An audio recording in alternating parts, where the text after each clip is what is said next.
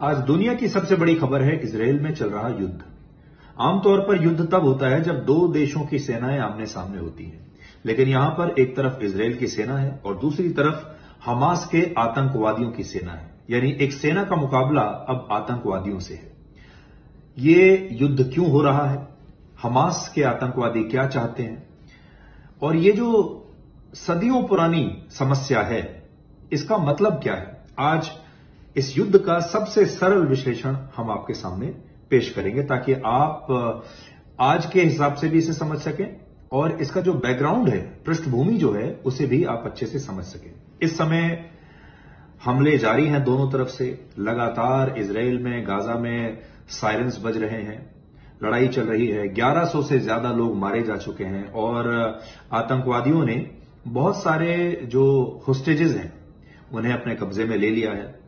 लेकिन बड़ी बात यह है कि हमास के आतंकवादियों ने यह सब किया कैसे। इजराइल उनका एक बहुत बड़ा त्योहार है जिसको कहते हैं सिमचट तोरा। पूरा इजराइल वो त्योहार मना रहा था और उस दिन कोई कामकाज नहीं किया जाता, यानी पूरा इजराइल सारे लोग आराम फरमा रहे थे।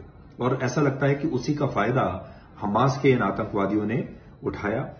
अब बड़ा सवाल यह है कि इजराइल तो पूरी दुनिया में अपने वॉरफेयर के लिए जाना जाता है, अपने इंटेलिजेंस के लिए, अपने सर्वेलेंस के लिए जाना जाता है।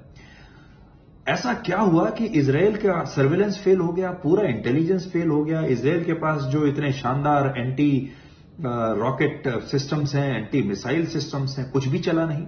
उनका जो बॉर्डर मैनेजमेंट है उस पर सर्विलांस के इतने शानदार डिवाइसेस लगे हुए हैं कि परिंदा भी पर नहीं मार सकता। लेकिन जब हमास के लोग उस बॉर्डर को पार करके निकले और तीनों तरफ से उन्होंने हमला किया, वो हवा से आए यानी पैराशूट के जरिए आए, वो समुद्र के रास्ते आए और वो जमीन के रास्ते आए, और इजराइल के सैनिकों को पता ही नहीं चला।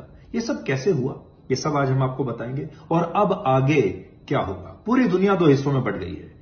एक हिस्सा वो है जो इजराइल का साथ दे रहा है, लेकिन एक हिस्सा ऐसा भी है जो कि हमास का और फिलिस्तीन के साथ इस समय खड़ा हुआ है।